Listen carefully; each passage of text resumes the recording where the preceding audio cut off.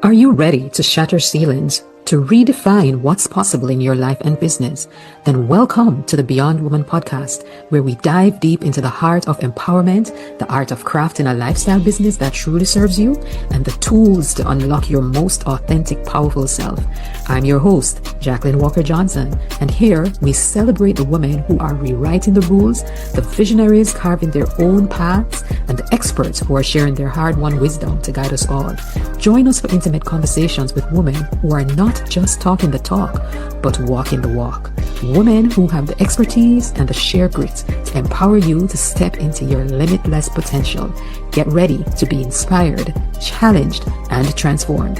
This is the Beyond Woman podcast. Let's begin. Today's episode is brought to you by the Beyond Woman Freedom Formula, your step-by-step blueprint to build, brand, and bank from your brilliance. Ready to grow? Tap the link below in the show notes to get started. Today we're deep diving into the conversation around menopause, but not in the usual way. This isn't just about symptoms or prescriptions. It's about us Caribbean women asking, are we being seen? Are we being heard? And are we being held with empathy during one of the most tender, transformative seasons of our lives? What if this time wasn't something to dread, but a sacred evolution filled with softness, joy, and power? Joining me is Dr. Tanya Beaubrun, founder of the Satia Center and the Caribbean's leading voice in functional and integrative medicine. She's here to help us unmask menopause, not as a problem, but as a portal. Welcome, Dr. Tanya, not a stranger to our platform here at the Beyond Woman. Of course, you are a past cover woman, and we're so happy that you are with us today as we tackle this topic of menopause, but not in the usual way. We want to go deeper, and so we're deep diving into the subject and talking from perspectives that we would not normally. I'm so happy that you're here with us to bring us even deeper into the conversation.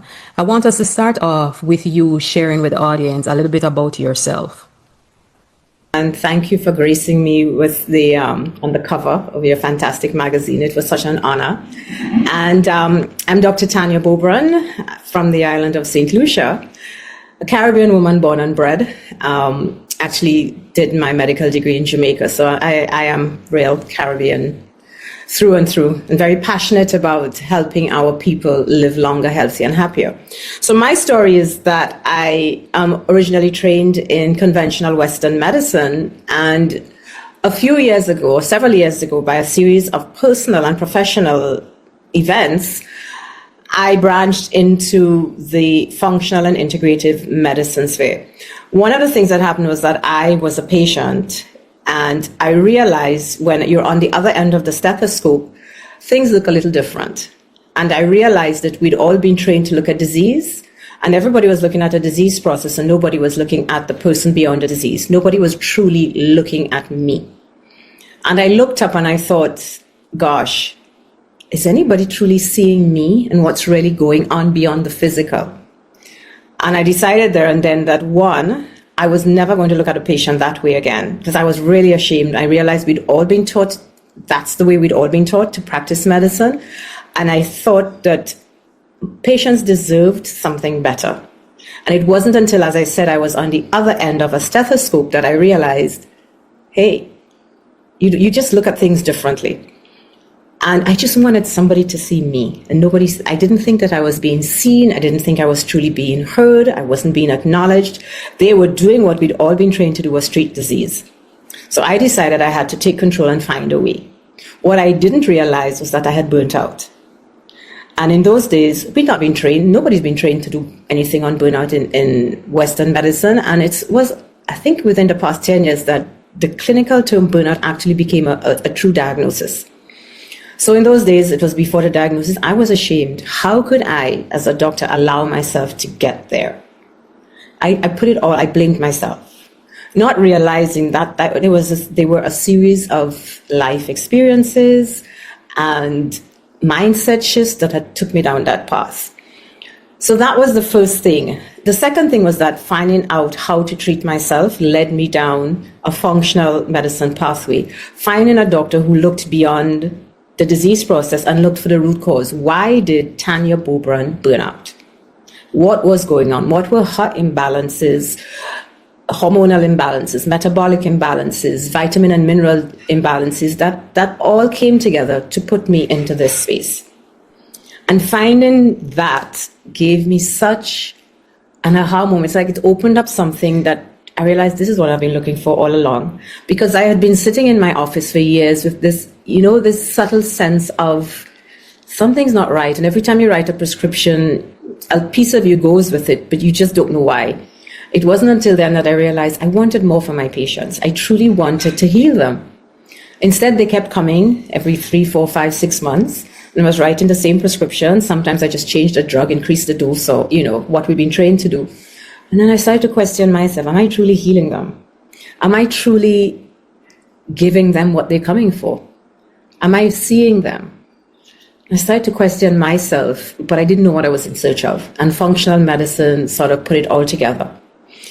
And then I started to look at the holistic approach. I did an integrative nutrition course, coaching course. And the first person whose life who changed with that was mine.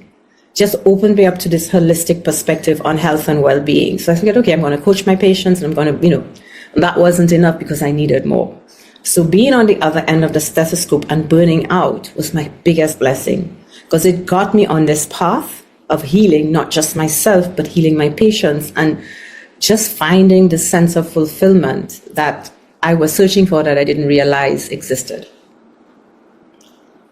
I love it. I love it. And I love when you talk about wanting to be seen. And I have a burning question for you. But before I ask that question, because I feel like this is important for us to distinguish between perimenopause and menopause, because today we're talking about strictly menopause. But I feel like as women, we just put the two together. And honest, I feel that it's a spectrum. Mm-hmm. Where we start the perimenopause are the years leading up to menopause. And menopause it's simply that you have not had a period for 12 months. That's all it means. So there's no difference between... It's a trajectory. So we get into perimenopause and with the hormonal shifts, and then we suddenly, the hormones start to dance with each other. They're out of step, so to speak. And then eventually, they get more out of step. So estrogen decides, I'm not dancing with progesterone today. I'm not feeling it. And then progesterone says, well, if that's the case, then I'm not taking you on, so I'm going to dance with testosterone instead. And it does its own thing. And then it just goes all over the place. And then eventually the periods get irregular, they get heavier. That's all in the perimenopause thing. And then it stops. But then you're not quite into menopause until you have not had a period for 12 consecutive months. Okay. But then after that, people say post-menopause. But I think that the terminology may need to shift, because it's all, as I said, a spectrum of hormonal imbalances. So not having a period for 12 months and putting you into menopause, then what? You've been there for 12 months before. So you understand? It's like, that's right. Then what? Then what? That's what I need to hear. Then what? Then what? But then we need to... It's a continuation. Continuation. And we need to start looking at the management of the woman. In my opinion, the management needs to start in our 20s. Oh, wow. Because when we start to have the lifestyle shifts and the mindset changes and start to look at a holistic approach to women's well-being, then you're better prepared. And that's why I say burnout was my biggest blessing. Because by learning how my body worked with this burnout and having to take my supplements and balancing, I've already started to balance all other hormones. Because we talk about menopause and we only talk about the sex hormones. But what about the other hormones in the woman's body that are also shifting? Insulin is shifting, which affects your blood sugar. Cortisol is shifting. And what is happening is that we're focusing on the sex hormones, but we're not talking about how all the hormones in the body dance with each other. All our organs dance with each other. So we're not just a uterus and ovaries, and a vagina. We're not just that. Right. What about our heart health? What about our brain health? What about our bone health? Our gut health? Mm-hmm. All of these things will be impacted by the decrease in levels of sex hormones and the shift in the hormones like cortisol and insulin, and also a shift in the gut health microbiome.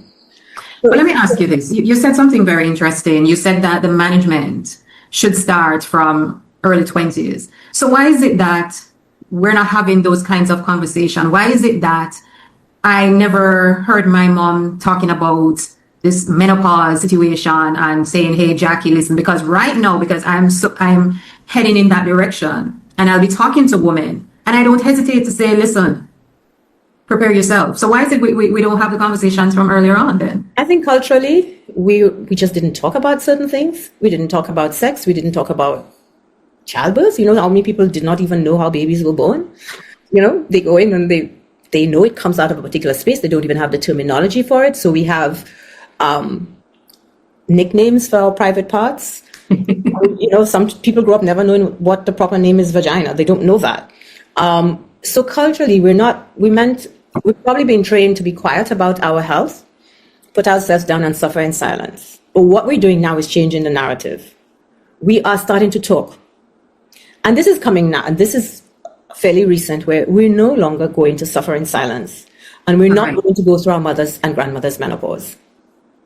We don't want it anymore. And the other thing that's happening is that women are also, we're more independent. We're also having babies a little later. So many women are going, in the years where perimenopause may have started, some of these women are still making babies.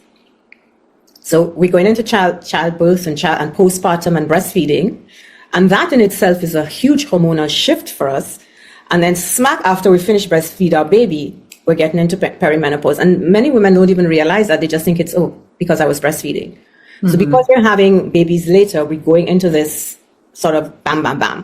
Mm-hmm. And we're stuck between these hormonal shifts, the stress of looking after young children, the stress of also balancing work and private life, and also perhaps even taking care of our parents.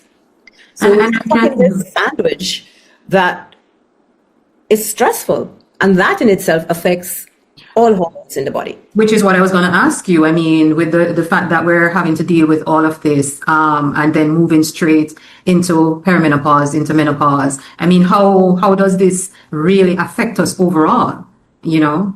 Many women are coming to me in my practice saying, Doc, I'm a hot mess. And I truly get it. I was there. Where when you're at work, you're guilty because you're not at home doing what you think you should be doing. Because society trains us, we need to do all these homemaking and things for our home and our families. And then when we're home, we're still getting the pings from work with the constant emails that are coming in, and we feel that we have to answer right away because we're efficient and we're superwomen. So just going back and forth all the time. And that in itself takes a significant toll on our health and well-being, physically, emotionally, and spiritually.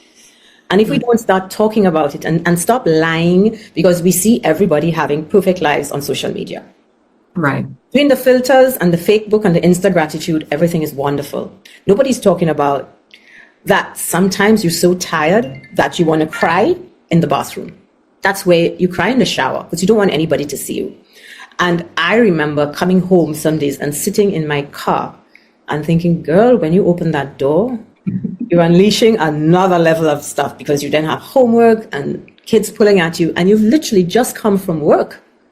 Is that why we sit down in the car for a little bit before we step inside? And I started taking it as my me time, even if it was 5 minutes. Right. It was so bad that once I looked at my garage wall and it was bare, and I thought, I can't bear to look at this bare wall. And I had a mural painted of a city, and I'm like, I'm going to come home and I'm going to sit there and I'm going to pretend I'm at the beach. And I would sit and breathe for the 5 minutes until that fell through and they realized they would head a car. It took me a while, so they'd open the door looking for me. But it is reality. Mm-hmm. And many of us are facing where we're piled up with work in our offices and in our careers or in our business places. And then with technology, we're never shut off from work. And then we come home and do what they used to call the second shift, where we do dinner and homework, and we still have work to do. We're still trying to keep up with the work that, we didn't finish. So we're trying to get ahead so tomorrow we're not behind. And it's a constant juggling. We can't shut down. We're not sleeping. We're stressed all the time. And then you start to see, well, I have brain fog. I have hot flashes. And not all hot flashes are coming from estrogen or progesterone. Some of it is coming from cortisol. So it's time that we start to talk about our reality, because when we share our stories authentically, we can heal each other.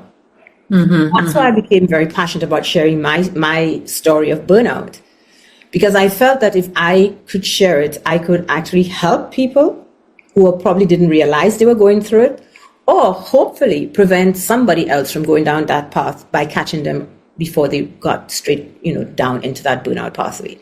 And also for us to know that we don't need to normalize it. No, it happens. There is no shame. And now that I started talking about it and realized that it's helping people, the shame is diminishing, because I didn't burn out once or twice, I burned out 4 times. Oh, wow. Mm-hmm. One would think that I would have learned my lesson, but then, as good girls, we do what society tells us is expected of us. We go straight back and do the same thing again. And we may have great intentions of not going back there, but then life happens, and then you just get sucked into it, and work and family and the responsibilities and what you think you should be doing. And the next thing you find out, oh, I'm heading there again. But what happens the second and third time is that I was more aware. So I didn't allow myself to go. I'm like, okay, this is where you pull back. Mm-hmm. So I live. And that's what I'm talking about. What do you do, to help yourself? That is what gave birth to my More Joy method, where I believe that going after tiny pockets of joy throughout my day will help me cope better. And that's physical, emotional, and spiritual, because we are multifaceted, and we can't say, well, I'm only going to take care of the physical and ignore the emotional, spiritual aspect of ourselves and expect us to be well and to thrive.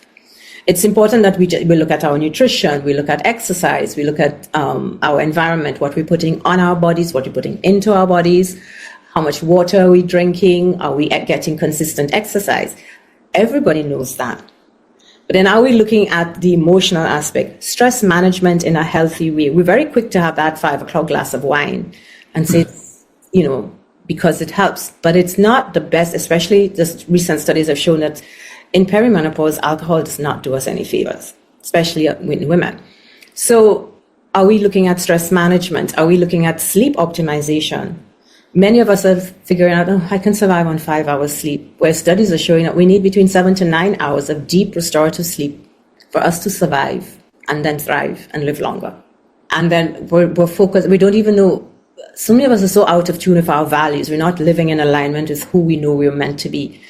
And I tell people, everybody's born with this secret sauce, and that sauce is meant to serve the world. And your world could be just your family, could be a massive platform. It doesn't matter what it is. Once you are using that, I call it the essence, to serve in alignment with your values. And so many of us are not in alignment. We can't even list our values because we're just existing and so busy being busy that we can't find time to sit down and say, okay, in this season of my life, what do I stand for? What are my values? What matters to me? And that for me has been the greatest shift of being post 50, where I know where I stand and I know what's a clear no and what's a clear yes. And I did an interview some time ago and I was listening to it this morning and I thought, oh, you sounded really wise, because I said that I now tell people that I need to protect my time and energy with intention. Because when we do not intentionally protect our time and our energy, that's when we burn out. But we must be intentional about it and not be afraid to say, I am sorry, I'm not able to attend. I'm sorry, I can't do this interview. I'm sorry, without feeling guilty. Right. But protecting our time and having clear-cut boundaries, because I know what matters to me. I know that I'm passionate about women's wellness. I'm passionate about sharing this work, and I will do it. But there comes a time where I'm tired or I'm not well and I need to pull back and pour into myself so that I can then be better able to pour out to my patients and my community and my family.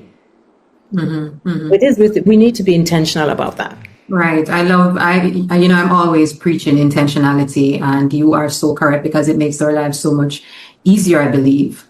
You mentioned is it more joy, and you have soul joy within the more joy, right? Soul joy is the spiritual aspect, which is not religious. It's about our connections, nurturing the connections with something greater than ourselves, with our family and loved ones, and the most important connection with ourselves. So what I wanted to ask as it relates to your more joy method, and I think specifically as it relates to the soul joy, is that you mentioned that this whole matter of menopause can probably be seen as, or not probably, but is more than our sex drive, the hormonal shifts, and I'm just thinking, what if it's just another phase of our journey, like a spiritual awakening, or something that is just so beautiful? How would you, and not to be to fear or to be anxious about, because you mentioned the fear and the anxiety that we go through. I look at it as a sacred transition. So when we go through puberty, we go through a hormonal shift. I don't think we're celebrating a young girl going into womanhood. And I think we need to really, the elders need to come in and really nurture her through this time. We do it when somebody has a baby during childbearing, we sort of rally around a newborn, a mother. That's another time of hormonal shifts. And that's another sacred transition. She has given birth to a whole human. And is now responsible for nourishing that human on all levels and then getting them to adulthood. And then after she's done that, as well as juggling that and the enormity of this task she has and working and taking care of her home and doing everything else, then she settles into a kind of, I can exhale a little, and perimenopause hits. This is another sacred transition, in my opinion, where we tap into the wisdom that we've gleaned over the years. And we tap into our collective wisdom. That is why I believe in the power of connecting with women, not just other women in perimenopause, but using that wisdom to help the younger women coming up behind us, and also tapping into the older ones and tell them, listen, I get what you were going through. I understand you better now. And so many women are telling me now, man, I wish I could apologize to my mother. Because every time she had a hot flash, I say, what happened to that woman? Why is she so this? And I'm like, there is still time to tell her that I truly get what you were going through. And there's time to open up, because she may have some tips and tools that she just inherently used that could help us. The wisdom of the elders comes in. So this time of sacred transition is time for us to gather, to connect, to use the collective wisdom to change the world for better. And that's why I'm so happy that we're talking about this. But let's talk about it from a culturally appropriate perspective as well. Because as Caribbean women, we have a lot of knowledge that is just dying with the elders. Wow. Maybe some herbal tinctures that they use that we don't even know about, that may be passed on from great-grandmothers down, that may just help. I don't know. But because we're not talking about it, people are going to their graves with a lot of beautiful secrets that could potentially help us. I love that. I love that picture that you're painting. And it is so unfortunate because I don't know if you know Carlin. I think this is a St. Lucian thing, because I don't know if you know Carlin Purcell. And she is so into our heritage, our ancestors, what we can learn from them, and I think it's such a beautiful thing that I feel we are missing out on as Caribbean people, maintaining that kind of wisdom, so to speak, and passing it on. I think that it would do us so much better, but I guess, I don't know, with the world. We're changing that now because we're talking about it. We're gathering. We're talking to each other more authentically. We're not hiding. I'm fine, behind the mask that I'm fine, I'm coping. I'm not coping, I'm going to talk to you, I'm going to share that I'm not coping. I'm going to ask my aunts and my mom and that generation, what age did you go through menopause? Because you usually would go through menopause around the same age as your mother. And you'd be surprised that many women do not. I don't even think my mother went through menopause. I said, trust me, she did. Trust me. Listen. I was just about to say to you that I asked my mom, and she was like, she didn't go through that. She did, but guess she what? Didn't go through that. And I don't get it. They just did it. I'm sure they had hot flashes and brain fog and memory lapse and the bloating and everything. But who are they going to talk to about it? Well, they were going to go to a doctor, and more than likely they were prescribed antidepressants or something, or they were told, it's just part of getting old, you'll deal with it. Nobody gave them exactly what was happening. Nobody tested them. Nobody went to see if their vitamin D levels were low, if their blood sugar was off. It was just, you're a woman and you're getting older, deal with it. So guess what? After many years of doing that, and I'm not going back to that doctor, so guess what? They dealt with it. And in some circumstances, they numbed themselves and isolated themselves from their very core. So they cannot tell you when it happened because they just shut down. So it would be good if we could bring it out. If you start to ask her, she would start to say, well, I think around this age, I did this. But if you ask her what in memory, she says, what's that? What is that? What's the hot flash? They were hot all the time. I'm happy that we're having this conversation because the change, we need to change, the narrative. We need to change how we interact with these kinds of conversations, as you said, for the younger ones coming up behind us. I wanted to ask you, is there anything that is peculiar to Black women or Caribbean women as it relates to menopause that is different from other races or how other women experience menopause? My pet peeve right now is that we're not included in research. So it wasn't until 1993 that women were allowed to participate in clinical research. So everything that was done on men. So after 1993, women were included. And that's only 32 years ago. Not enough time to get significant data. I am willing to bet that very few Afro-Caribbean women were included in that research. So we don't know whether genetically, culturally, from a societal perspective, how we respond. We're going on the stories that are passed from generation to generation. But we don't have the data to back it up. We don't have the science to back it up. We know that we have more fibroids and PCOS, and we're more prone to insulin resistance and metabolic syndrome and hypertension. It's more common in Black women. We also know that things like preeclampsia, which is the hypertensive crisis in pregnancy, affects us even more. But there's no data. We just know it happens, and maybe some studies show that, but there's not enough data. And I am begging that we be included. And we're not African American. Genetically, we're slightly different because we have all these mixtures that came through the Caribbean.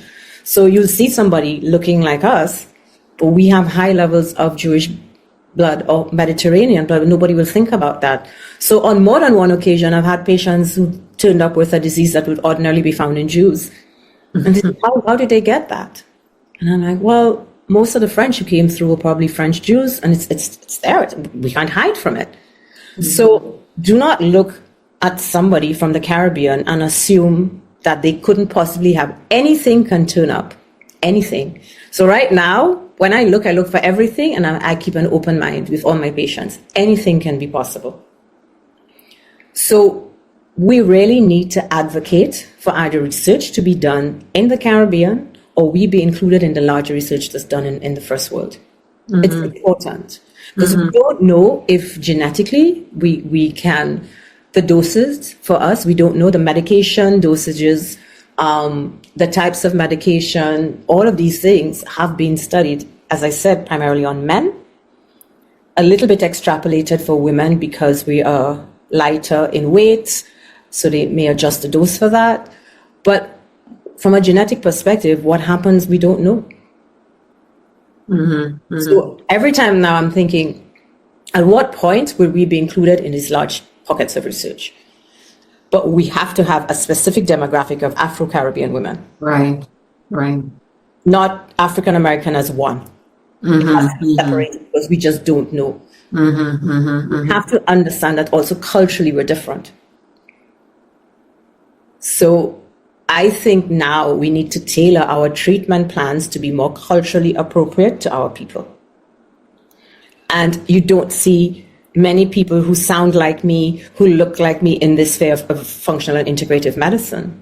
When I go to conferences, I'm alone. I'm alone and I'm speaking up, and then I look around and I think, okay, they're understanding me. I know that, but I know I sound different and I certainly look different to some of them. Mm-hmm, mm-hmm. So I sit in rooms, I'm part of a group, and I sit in the room and we're all around a table having a discussion, and I look around and I thought, you're the only Black person here. It takes me a while. I'm like, I said, you're not blonde, blue-eyed, and you certainly don't have long flowing hair, and you're just different. Mm-hmm, mm-hmm. But we're all learning, and we have a common mission to change healthcare, of how we approach healthcare. So this is what unites us. Right. There are very few people talking about this and saying, listen, we want culturally appropriate treatment modalities for us. We want gender specific for us.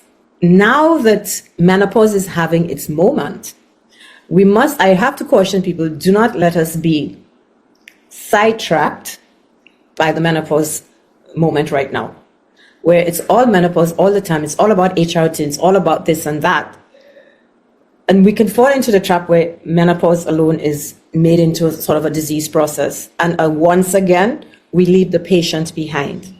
Not every woman in her 40s who comes telling me she's tired, she has brain fog, she may have had a hot flash and she's not sleeping is necessarily menopause alone.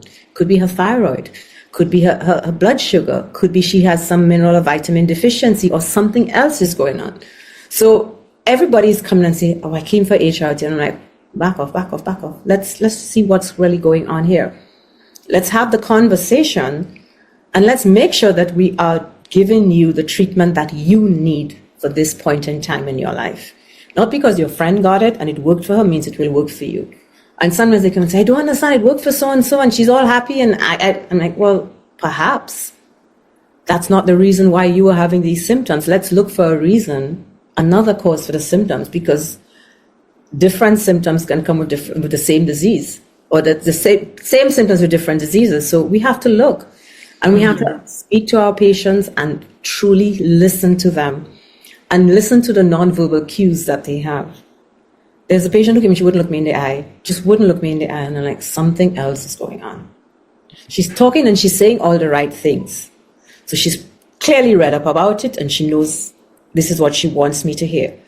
But she's not telling me what I need to hear from her so I can truly start the treatment plan and to heal her. And I eventually had to say, okay, let's just stop. And then I have a little sanctuary. I said, would you mind, let me just put you in there first because I just sense that your pressure is up and you're a little anxious. Let me just get your nervous system back to some sort of regulation. And then we'll start again. There's no rush. I'm here for you. I'm here for the rest of the day. You don't have to go anywhere. By the time she came out of that room 25 minutes later, it was a whole different conversation. Then we got to why she had really come. And then I could start the process of healing her. But, you have to be aware that if somebody's not looking you in the eye, if somebody's, playing with their hands, there's some nonverbal cues that they're trying to tell you something, and you need to be intuitive and savvy enough to say, and compassionate enough to say, what's going on? Don't tell me what you think I need to hear. Tell me what you need to tell me. And that's the important conversation. And that's where you have the true connections with the patients who sit in front of me. The real change and transformation starts when we have this deep connection. And that is you. But what about the thousands of women? What are your thoughts on this, that when women perhaps go to traditional doctors, they're not taken seriously? So they advocate for themselves. And if you're not happy with how your healthcare practitioner is treating you, find another one.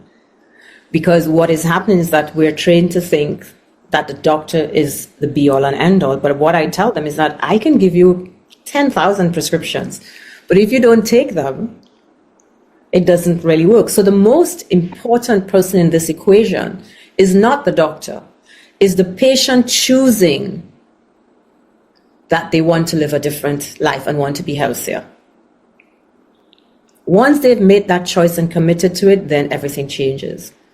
But I can talk to you, I can write prescriptions, I can send you leaflets and give you all the material. You can go on TikTok and do all these things, but until you choose to commit to your health and well-being, nothing is going to change. So I'll walk beside you, but I can't force you. I will take you to that water to drink, but I can't make you drink it. Right. That's what I would do. I will sit right there on the edge of that river and help you drink it, and then pull you back if I think you're falling in. But the person who's going to taste that water and decide to put the water into their mouth is the patient. And that's what they need to understand, the power that they have to change their life. We all have the choice. If I didn't make up that mind at that moment, looking up and say, okay, you're going to have to take charge of your health, I don't know where I would have been. I love that. And I really hope that a doctor or doctors will listen in on this conversation, because I think it is so important, if we're not at the level where we have compassion or we're empathetic, we're just going to treat the patient like They're just a number. Let me ask you this. What would it look like for us to thrive in menopause rather than survive it? I think, one, understanding that you're not alone. So many women think that their symptoms are unique to them and they don't want to talk about it. So understand that you're not going through this alone, but you need to educate yourself on what is happening to your body. And which is why I say the earlier you start getting in tune with your symptoms and your sign, how your body works, your cycle, how your periods are, and so you get a deeper understanding of your body. Once you have that, you're better able to tell me, okay, doc, this is not right. I know my body, something is changing. And then I say, okay, let's go through it. But if you're not connected to yourself and your inner wisdom, then you're just there isolating yourself and disconnected. And you can't give me the answers in the sense that you're not able to tell me what's happening. There's some people who are so in tune, they'll come and tell me, I took this and it didn't work because X, Y, and Z. And I'm like, okay, let's back off. We know exactly why. There are women, as soon as they go on estrogen and their libido increases, they come and they say, that dose is too much. Because they're in tune with their body. They know how their bodies work. So it's about accepting what is happening and knowing it's inevitable without raising your hand and say, I give up. But it's a form of empowered action. It's a form of empowered action that I am going to navigate this sacred transition with grace, with ease, with joy. Yes, I will need help. Yes, I will need the help of my healthcare practitioner, my sisterhood, and whatever else. But I'm going to get through this. Thousands and thousands of years have passed with women navigating menopause. And yes, I agree, a lot of time women were gaslit and just poo-pooed or given antidepressants and said, just go out into pasture, you're just getting old, we don't need you anymore. And that is something that generations, it still stays with us. Yeah. So somebody, she says, I don't want to think about menopause, I'm getting old. And I'm like, what part of you is old? I said, look at you, what part of you is old? It's a transition into a more fulfilling stage of your life, but you're not getting old. Yes, we're all getting older, and I believe in aging proactively, doing whatever we can to age so that we can function longer. We have health resilience, and we talk about lifespan, but what we need to talk about is health span. How can we live longer but remain healthy for as long as possible? Because what we're finding now is that women are living longer, but they're living unhealthier for longer. So you can live till 75, but what is the purpose and the joy if you cannot be healthy to enjoy those 10 years after you've retired? You don't want to be bedridden, you don't want to be stuck, with medication all the time or whatever. You can change it. But we think that once we reach a certain age, we're old, we don't need to try anymore, but the story is changing, and we want to age proactively. We're doing everything we can to age well from the outside, but we're not doing it to age proactively from the inside. What are some of the things that we can do? Eat, nourishment, lifestyle. How are we eating? More plant-based, not that you have to go vegan or vegetarian, but just eat more fruit and vegetables in your diet. And women need to eat more protein. We're not eating enough protein. I always say people try to get 30 grams of protein with each meal. Exercise. Make exercise and movement a consistent part of your day, your life. This is movement for life, so that you can, at 75, carry the 2 bags of groceries from the supermarket to your house and then put them away without help. You don't want to be hunched over with your bones brittle and so you have to start making the changes now. What we're putting on our bodies, what's in our makeup, what's in our body lotions. I was just having a talk and I said, I grew up on coconut oil, but now it's all these scented lotions and all of these potions and stuff, but more and more people are going back to the basic coconut oil. It has no additives, hopefully, nothing. If you want to scent it, you can put a little essential oil and you smell sweet, but that's it. Then sleep optimization. We have to prioritize sleep and rest, because that is when our brain gets rid of all the junk and the toxins. That's when our bodies detox as well. So during deep restorative sleep is when we're going to reduce how fast we age. So we need to sleep. Stress is killing us as well. So we can't necessarily run away from stress, but we can decide how we look at it. Am I going to just say, okay, this is no longer working for me. I'm going to walk away. I'm going to delegate whatever is stressing me out. I'm going to do whatever I can to regulate my nervous system so I get out of this fight or flight into rest and digest more often with deep breathing, journaling, meditation, prayer, being out in nature. There's so many tools now. Let's start to look at our values. Every 6 months, I do this values exercise. It's pretty much the same. It comes out, but every so often something changes. In a new season of my life, now I'm sort of an empty nester. I have different values. And it's a fantastic time where I don't have little children to think about. If I want to pick up and go today, it's Friday, I want to go somewhere, I just go. It's a liberating feeling that I have navigated myself through this point. And the other thing, as I said, is nurturing our connections, because we're so busy being busy that we fail to navigate and nurture the connections with each other. You know how many times I have friends say, boy, I haven't seen you in a long time. They live 10 minutes away. We just don't see each other. And I say, okay, let's make a commitment. We'll meet up once a month. We do it for 3 months, and then everybody travels, and then we go back to our things. So I'm actively trying now to nurture my connections, because as we get older, we're dying. You know, I would hate to say, well, I didn't get a chance because that person, one day dead, that's it. The opportunity is gone. So I'm trying to nurture my connections and also practicing this extreme self-care, taking care of myself. And that includes making sure my skin looks good, doing my facials and Botox when necessary. And I do threadless. I tell people my sister is one of the top estheticians. I do it. But I also make sure that as much as I look okay on the outside, my cells are working optimally inside. So I'm practicing trying 80% of the time, trying to eat healthily. I'm drinking enough water. I am doing my morning practice and realize today, like, I've really neglected that. So I used to get outside and go out in the sun, which is really good for us as we get older. Within 50 minutes of waking up, get outside. So easy for us in the Caribbean. Get up, you open your windows, sunlight hits you. Yep.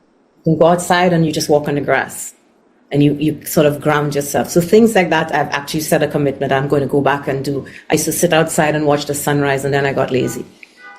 And then I'll do it later. But then next thing you have to get up and go to work, so you just don't do it. But these are the things that I'm actively trying to do. That I want to be an active grandma. I want to be able to run and play with my grandchildren when they come. I want to be able to say, okay, at 75, if I'm lucky enough to live longer than that I can go to the grocery store and carry my bags back to the car, and I can get to my house and put the groceries away and not complain that my back is hurting me too much to do that. I want to be able to say that I can go to a carnival party at 75 and still dance until I'm old and gray. I don't have a problem with that. I want to be able to do that.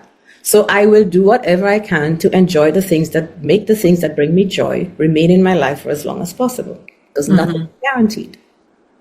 I think it all goes back to us just making choices for ourselves. I know persons will be listening and they're saying, Lord, all these things are so hard. Exercising, we love our soul food. So eating properly is not a priority, but it all goes back to the choices that we make. And for us to just be intentional, because we know what is required. We all know what to do. And if we listen and allowed our bodies to dictate and truly got in tune with our inner wisdom, 60% of the time we'd be eating well and we'd be exercising and we'd follow in movement. I don't know about whoever is listening, but I can tell you that if I don't exercise for more than a week or two, my body tells me, get up and move.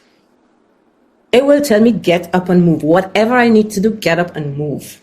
This morning, for instance, I got up and I wasn't even sure I'd have a voice to have to talk to you, because last night my voice was going. So I took some herbal extract and I gargled and I sprayed it, and I just remained silent for the rest of the day, drank lots of water, got up this morning and tried to talk to myself and say, okay, you're there. And then I said, okay, should I rest or should I exercise? And the rest was kind of winning until all of a sudden my body says, no, I want to move. 10 minutes later, I was working out. Not heavy as I would have done, but enough to make my body feel that, I got blood flowing and got some oxygen into the area, and I felt better. And I realized that if I had listened to this voice, I would have been in bed. But because I paid attention to my inner wisdom, I'm like, okay, just move, just do something. So instead of running on the treadmill, I walked, but I moved. And that's the beauty, I believe, about our bodies, you know. I learned this from a friend of mine a couple of years ago about the fact that we're intuitive and we can listen, as you call it, the inner wisdom. But we listen to our bodies. And just as, you know, you're mentioning a while ago that you could have stayed in the bed, but you got up and you did the exercise and you didn't go overboard because your body said, let's not go overboard, but let's do it. My body told me very clearly after that, it's like, no, girl, you need to pull back. There's no running today. There's only walking. And I said, fine, I'll walk. I'm so happy because, not to say that I thought I was alone in this, but this is how my body directs me too. You know, and I wish that a lot of us would just quiet down, make choices for ourselves as you said it, and quiet down and just listen and go with our instinct or intuition or inner wisdom.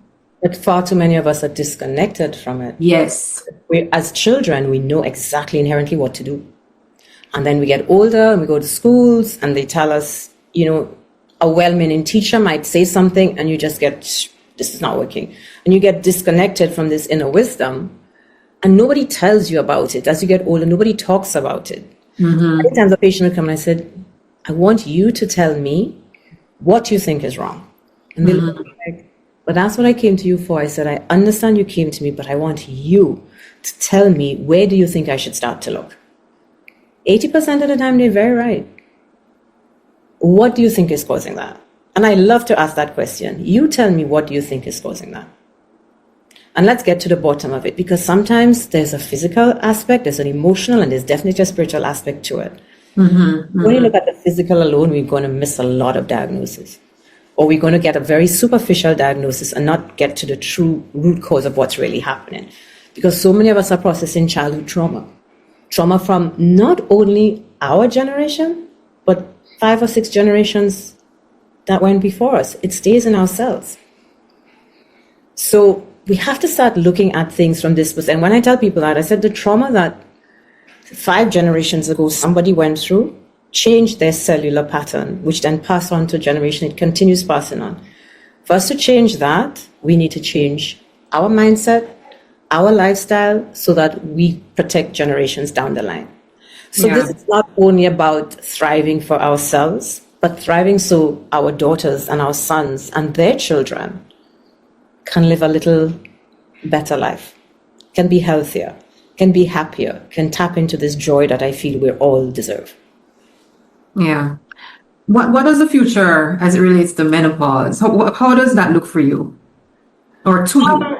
I'll tell you what I would love to see. I would love to see us gathering more often and talking about it. So a few weeks ago, we premiered the M Factor documentary in St. Lucia. And far more women than I thought turned up. But what was the most beautiful thing I took away was the connections that were made. The women who were brave enough to speak up about what had happened to them or what was happening to them were held with such grace and compassion by the other women in the room. That's something I had hoped for, but it far exceeded my expectations. Just to see women saying, it's okay, or, you know, they go back to their seats and the person next to them would hold their hands or just touch them. Creating safe spaces where women feel they are seen and heard, not just in doctors' offices or in hospitals, but all over in their workplaces. Because menopause impacts our work as well. You know, the people who have brain fog, or in the middle of a meeting, they're having a hot flash, and you're in a meeting with 5 men. And sometimes these men can be really nasty. You say, what happens, the hot flash you're having? You know, you that old? We need to call them out and say, I'm not old. I'm going through this transition. Your mother went through it. Your wife may be going through it. Your daughter will certainly go through it. I would like the respect and compassion that I deserve. Yeah. And what we're not also talking about is the impact on men's health. Because as I said once, women's health and men's health cannot be just put aside and put separate. Men are also going through hormonal shifts as they age. And imagine a couple where the woman is going through menopause, the man is going through andropause, and she gets her HRT and she starts to feel like a young girl again.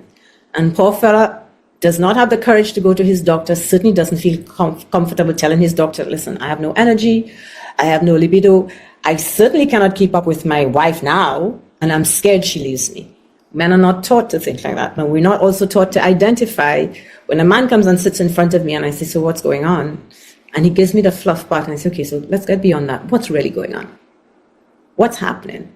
They deserve the care that we're giving the women as well. And as much as we said men were included in the research, and yes, they know that, we're not giving them the compassionate care that they deserve because we feel they're big bad men and we must leave them to do their own thing. But they need as much grace and as much compassion and as much kindness, sometimes even more, to really get to the bottom of it. Let me tell you, my male patients are like my babies. They are like my babies. When they come in, I'm like, good Lord. I said, okay, here we go again. We go through that, we go through that. But doc, what? I said, okay, we're going to go through that. And then I said, okay, we probably need to test your testosterone now. I don't need to test it. I said, trust me. And I start to list all the symptoms of low T syndrome. And they just eyes is open and they say, how you know? I said, I don't need to know. I'm telling you, you have low T. I can tell by the belly fat. And I can tell by the fact that your blood sugars are off. And this is this. We're going to test your testosterone. If it's too low, we're going to replenish it. And then they come back a month later like they're my new best friends. Mm-hmm. Because they feel like themselves again. And it's almost like, yeah, okay, we're giving you back your life, but slow down a little bit here, you're dressing up a little differently. And I'm like, fuck off, friend. Let's just get back to basics here. But we're not talking about that. So menopause health, in my opinion, we have to talk about women's health and men's health, because a man's health will affect his partner's health and vice versa. So when a woman is irritable and she's not sleeping and she's throwing off the covers, and I always ask when a woman is not sleeping, is the partner in your bed snoring? Because that is a really important indicator whether she's sleeping deeply. That loud snoring next to her. She's not sleeping. So she's not sleeping and she's tired and she's throwing off the covers, and then he comes and he says, and every time I try to get comfortable, the covers get thrown off. And we don't talk about these things. Mm-hmm. So we have to merge women's and men's health as it comes to midlife health. Because far too many marriages and relationships are breaking up because we're not addressing the deeper issues and sometimes it's simple. A man snoring in a room, I say, okay, you need a sleep divorce. For 2 weeks, go and sleep in another room, see if your symptoms improve, and then we know what to do. Then we need to address why he's snoring. So I would like to see these conversations being spoken about. The M Factor film came out. There are many of them coming out. I think it's time for us to do a Caribbean menopause series. What are we doing about it? Let's talk about it. Let's be open and talk about it. But we're shielding each other from, we think we're protecting each other, protecting ourselves, and we have to be quiet and we have to live in secret. And what's not supposed to be shared is what's being shared all over social media. The fake things. Exactly. What can truly impact us positively is not being shared. Mm-hmm, That's usually for good. Let's share what's happening in our lives. Mm-hmm, mm-hmm. But I think we spoke about it in the beginning, where it's a cultural thing where we don't talk about it. But I think it's changing, and the fact that we're having these conversations, and perhaps we need to spearhead more of these kinds of conversations, and until it becomes like a normal thing for us to do. So any parting words for our women, Dr. Tanya? It gets better. It does get better. You're not alone. And reach out for help. Don't think you have to suffer in silence. You don't need to suffer in silence. There is somebody out there who will get you, who will hold you as you heal, who will really, truly understand. Just that person exists. Just find that person. Sometimes it's a few, trial and error. But don't think that you are stuck, that you have to suffer in silence, that it's the end of your life. It's the beginning of the most beautiful story. The beautiful ending chapters of your life. And how you write it is up to you. You hold that pen and you can write the most amazing ending of your life story, but the choice is yours. Awesome. Well, this was a wonderful conversation, I must say. We have gained so much insight from you. As I said, not the normal conversation that we would have, about the symptoms and those kinds of things. We went a little bit deeper, and we get to understand that there are a couple of things that we need to do as women, changing our mindset. I made a note of some of them, like, we need to be in alignment with our values. I love that one. We need to choose, know when to say no and when to say yes, protect our time and energy. We need to be advocates for ourselves, which is a very important thing. Just wonderful tips and takeaways for us to use in our lives to make it become a part of us, for us to move forward better and more fully aligned to who we truly are. So I want to thank you, Dr. Tanya, for sharing the conversation, sharing space with us, and we look forward to more. Thank you for having me, and thank you for allowing me to share this story. And this, I think some people are thinking, this perspective is totally different, and I'm aware of that. But I think we have to have these conversations. Yes, we can't hide and say, well, we don't want to talk about that. Maybe they'll think I'm woo, whatever. That's okay. There are people who need to hear our stories. And the other thing, I think we need to be less judgmental, more compassionate, kinder, and somebody tells you something, hold it in confidence. They've shared something really important with you. And don't just dismiss them. They're looking for validation. And that's sometimes all they need for them to feel better. Just say, I see you, I hear you, I get you, I am you, I love you. It's fine, but we're not trained to say, I love you kind of thing. We're not trained to do that. So we can choose, as I said, to change it. And we change it for ourselves, for our daughters and our sons, and for generations after that. So I'm really excited about what's happening now, but I think we need to take charge of the narrative. Don't let the narrative take charge of us and let us be blindsided by menopause being another disease process. It's not. It has to be managed, yes, but it's also, as I said, a sacred transition where we're blooming into a different phase. And I as I said, I just saw like a lotus flower just coming out of the mud. And that's all our life and all our experiences in the mud. And then all of a sudden we're like, okay, I've taken all the lessons, I've left the crap behind, and I'm just blossoming out so that I can truly live my essence and live my truth. Yeah. A beautiful way to end it, we are lotus flowers, expanding in this new space. A beautiful space. Very beautiful time. Thank you again, Dr. Tanya. Thank you for having me.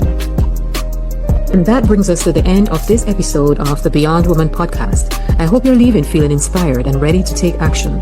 Remember, you are capable of so much more than you think. Keep pushing those boundaries, keep learning, and keep believing in your limitless potential. We want to stay connected with you, so be sure to follow us on social media at The Beyond Woman Magazine for daily inspiration and behind-the-scenes content, and to join our growing community of empowered women. Visit us at www.thebeyondwomanmag.com and www.thebeyondwoman.com, where you will find more resources and articles to support you in your journey.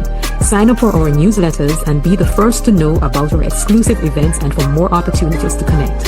To all my Caribbean sisters, let's lift each other up. Share this episode with the women in your life who need to hear this message, and let's continue to build this powerful network together.